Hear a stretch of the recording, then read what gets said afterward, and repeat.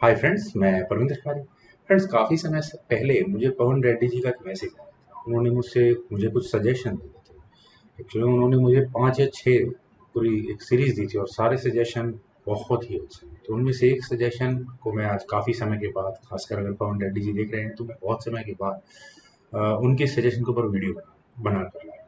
और सजेशन भी बहुत अच्छी थी। उन्होंने कहा था कि आप कुछ गेम्स, कुछ वीडियोस बुक्स के ऊपर बनाएं। बुक्स के ऊपर से मतलब है कि पूरी बुक के ऊपर ही वीडियो बनाया जाए। आइडिया बहुत अच्छा लगा, क्योंकि मेरा ऐसा मानना है कि बुक को रीड करना एक नॉर्मल, जिस जस्ट बिगिनर के लिए काफ़ी मुश्किल हो जाता है। अगर उसी चीज़ को ऑडियो या वीडियो के ज़रिए समझाया जाए तो थोड़ा ईज़ी हो जाता है। तो इसी सीरीज़ में सर, फ्रेंड्स, वैसे मैं चेस बुक का तो नाम यहाँ नहीं लूँगा, शायद कॉपीराइट इश्यू ना हो जाए, लेकिन फिर भी जिस बुक के ऊपर ये वीडियो है, आज हमारी इंट्रोडक्टरी वीडियो है और पहली वीडियो ये रहेगी, तो काफ़ी अच्छी बुक है। आई थिंक मैंने काफ़ी लोगों को सजेस्ट भी की है।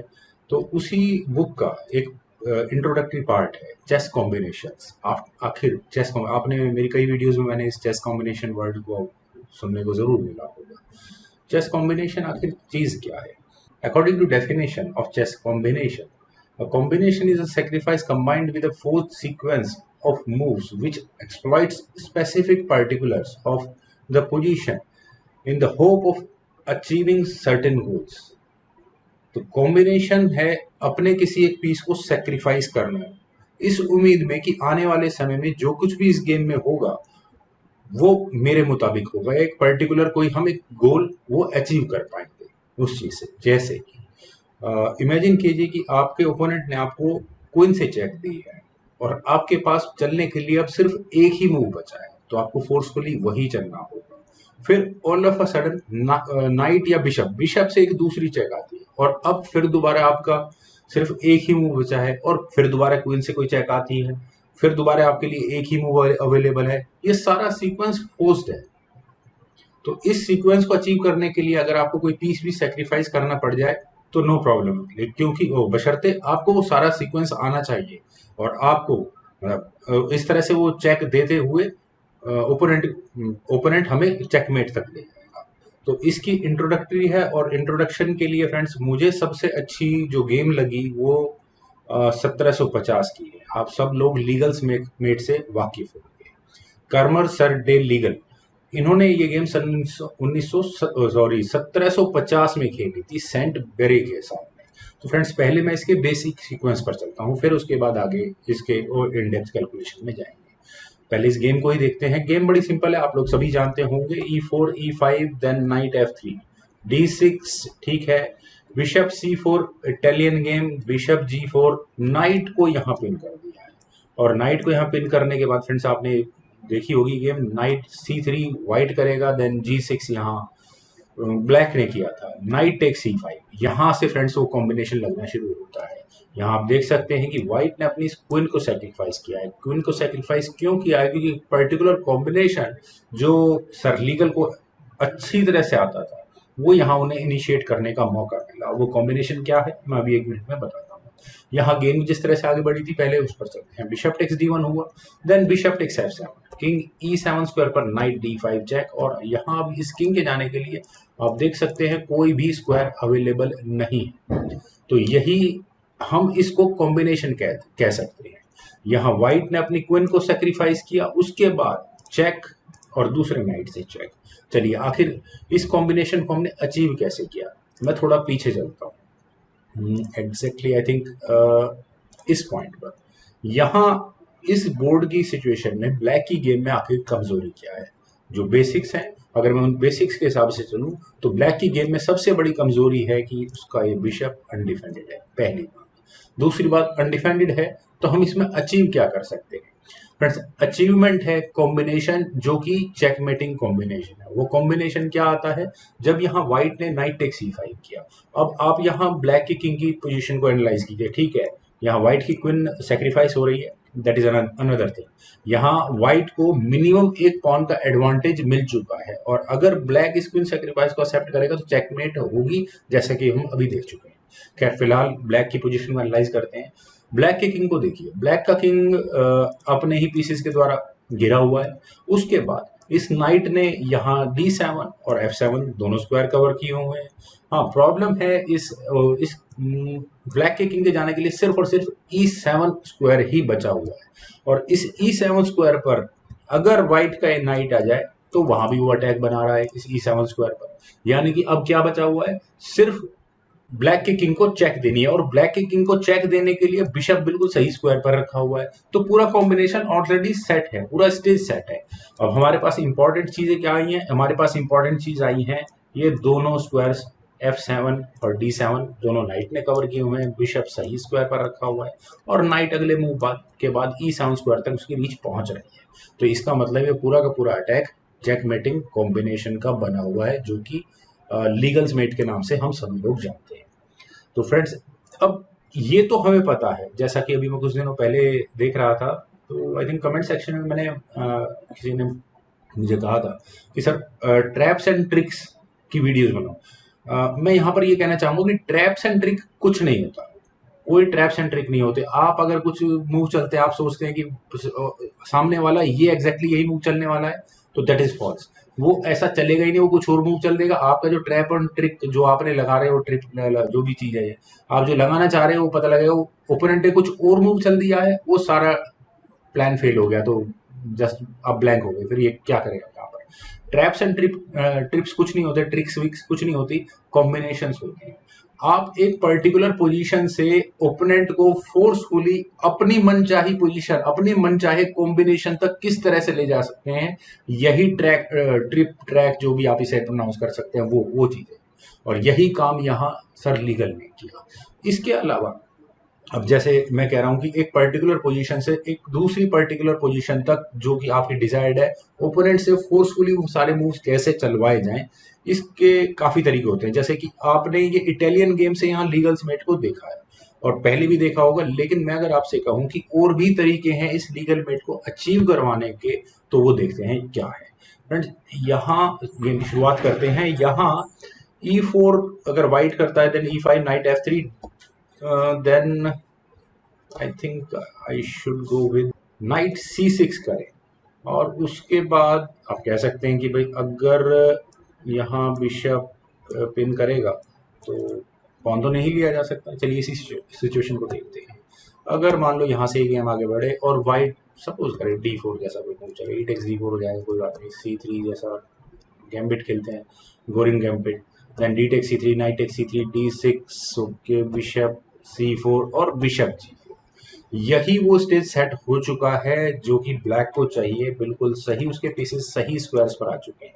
लेकिन बिशप ने ठीक है नाइट को भी पिन किया हुआ है। लीगल्स मेट की एक शर्त और भी है कि ब्लैक का ये बिशप अनडिफेंडेड होना चाहिए, और इस तरह से होना चाहिए कि अनडिफेंडेड ही रहे वो इस मूव को इनिशिएट करने के बाद।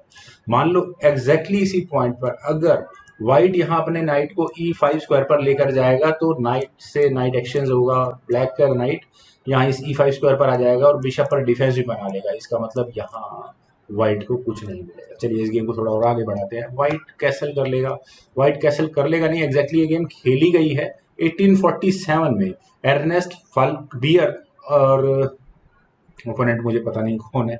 नाइट E5 यहाँ ब्लैक ने किया था उस गेम में। और फ्रेंड्स, यही वो स्टेज सेट हो चुका है लीगल्स मेट के लिए।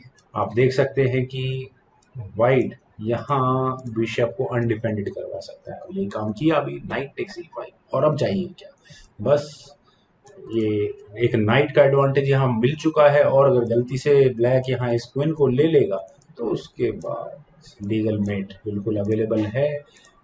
आप इस पिक्चर को, इस स्केलेटल स्ट्रक्चर को हमेशा याद रखें, और ये अचीव करने में बहुत ज़्यादा दिक्कत नहीं होती, आराम से ये अचीव हो सकता है। और फ्रेंड्स, अगर यहाँ इस पोजीशन से एक दूसरी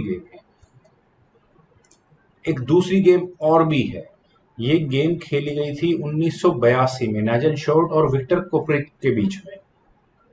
तो फ्रेंड्स, इस गेम को देखते हैं। E4 यहाँ नाइजल शॉर्ट ने किया था, E5 knight F3, then knight C6 चलो ब्लैक ने किया था, देन उसके बाद बिशप B5, रोई लोपेज ओपनिंग यहाँ इनिशिएट की थी नाइजल शॉर्ट ने। देन नाइट D4 स्क्वायर पर। और फ्रेंड्स यहाँ से वो ट्रिक लगनी शुरू हुई थी। आप देख सकते हैं थोड़ा मुश्किल है किस तरह से यहाँ लीगल में लग सकते हैं। चलिए देखते हैं। या नाइजल शॉर्ट ने बिशप को A4 स्क्वायर पर लिया था, देन C5 बिशप, नाइट पर बड़ा अच्छा अटैक बना हुआ है। D3 देन क्वीन गई F6 स्क्वायर पर। Okay, knight B goes to D2 then B5, दोबारा बिशप पर अटैक बना तो बिशप को B3 स्क्वायर पर ही लेना होगा। Then D6, knight takes D4, bishop takes D4, then knight F3 square पर बिशप G4, नाइट को यहाँ पिक कर लिया गया है। फ्रेंड्स लीगल मेट का पहला ट्रिगर यही है कि ब्लैक का बिशप अनडिफेंडेड होना चाहिए।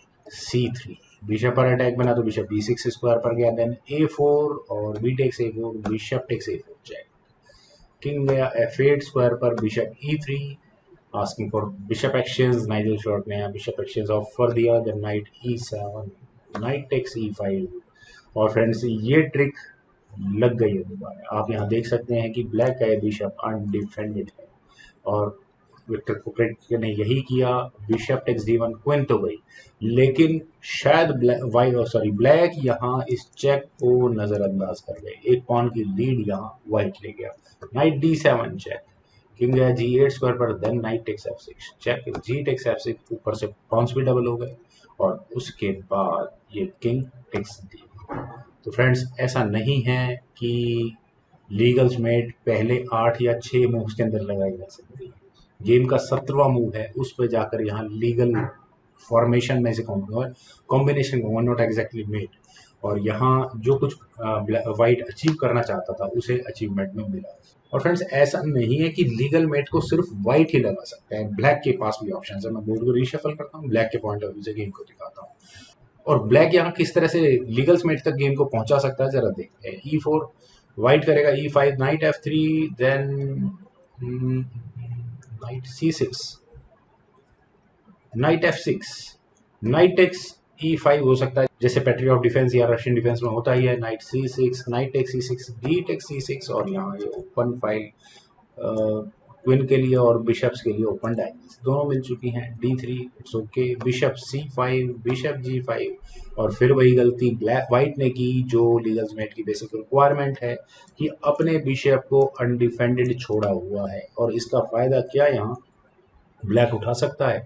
ब्लैक बिल्कुल उठा सकता है। आप यहाँ देख सकते हैं कि ये आती है क्वीन पर, लेकिन उससे पहले व्हाइट की इंटेंशन है अपने इस पॉन को आगे पुश कर नाइट पर प्रेशर बनाने की, लेकिन वो तो तब लगेगी ना जब यहाँ ब्लैक उसे लगने देगा। नाइट टेक्स E4 का कंप्लीट ऑप्शन है यहाँ ब्लैक के पास।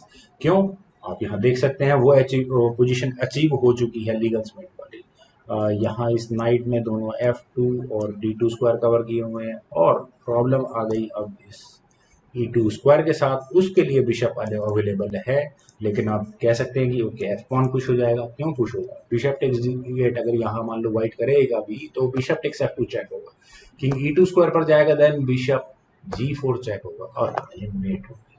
तो जरूरी नहीं है एक पर्टिकुलर कॉम्बिनेशन को लगाने में सेट ऑफ पीसेस भी अलग अलग हो सकते हैं। जैसे मैंने जो पहले लीगल मेट बताई थी उसमें 2 नाइट और 1 बिशप लगा था, इस लीगल मेट में 2 बिशप और 1 नाइट लगा यूज हुआ, लेकिन पैटर्न क्या है? पैटर्न एग्जैक्टली वही है कि नाइट यहाँ F2 और D2 स्क्वायर को कवर करेगा, बिशप या नाइट जो भी होगा वो E2 स्क्वायर पर आकर चेक या चेकमेट करेगा, और उसके अपने दोनों पीसेस यहाँ क्वीन और बिशप ओरिजिनल स्क्वायर पर ही रखे।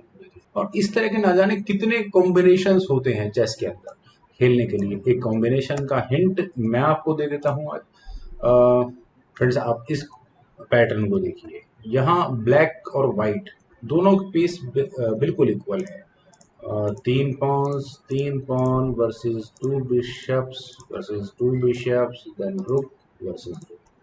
लेकिन फायदे में कौन है यहाँ इस पोजीशन से? आप यहाँ इस पोजीशन को देख सकते हैं कि, और ये एक चेकमेटिंग कॉम्बिनेशन यहाँ लगा हुआ है। आप देखिए कि व्हाइट के बिशप ने डायगोनल कवर की हुई है और व्हाइट यहाँ अगले मूव में थ्रेट दे रहा है चेकमेट करने की। तो ये भी एक चेकमेटिंग कॉम्बिनेशन है जिसके बारे में मैं फ्यूचर वीडियोस में बताऊंगा। चूंकि एक इंट्रोडक्टरी था तो एक स्केलेटल स्ट्रक्चर एक चेकमेटिंग कॉम्बिनेशन का मुझे लगा कि शायद मुझे दिखाना चाहिए, और कुछ इसी तरह की फ्यूचर की वीडियोस रहेंगी जिसमें इस तरह के बहुत इंटरेस्टिंग चेकमेटिंग कॉम्बिनेशंस हम समझेंगे। आज लीगल स्मेट से शुरुआत की है, एक इंट्रोडक्टिव जस्ट एक इंट्रोडक्शन है कि चेकमेटिंग कॉम्बिनेशन होता क्या है। एक पर्टिकुलर अरेंजमेंट ऑफ पीसेस, आप यहाँ उस पर्टिकुलर अरेंजमेंट ऑफ पीसेस को यहाँ भी देख सकते हैं। यहाँ फियंकेटेड स्ट्रक्चर है, और फियंकेटेड स्ट्रक्चर में आप देख सकते हैं कि बिशप ऑलरेडी पिन है, और वाइट का डार्क स्क्वायर्ड बिशप बिल्कुल सही स्क्वायर पर रखा हुआ है इस पिन को। और आगे आप देख सकते हैं कि ये चेकमेट कितनी शानदार, मतलब कितनी बढ़िया होगी। और इस तरह के चेकमेटिंग कॉम्बिनेशन फ्रेंड्स आपने भी देखे होंगे। इन फ्यूचर अगली वीडियोस में मैं ज़रूर इनको एक्सप्लेन करूंगा। तो फ्रेंड्स, ये मेरा पहला चैप्टर था इस चेकमेटिंग कॉम्बिनेशन के लेक्चर्स का, और होपफुली आगे भी इस तरह की वीडियो ज़रूर आएंगे। तो फ्रेंड्स, मेरा ये नया वर्जन, मुझे उम्मीद है कि आपको ज़रूर पसंद आया होगा। तो आप लोग इस वीडियो को लाइक करें, शेयर करें, और मेरे इस यूट्यूब चैनल जैसे को प्लीज़ सब्सक्राइब ज़रूर करें। आपके कमेंट्स का मुझे बेहद इंतजार है। Thank you for watching and bye for now.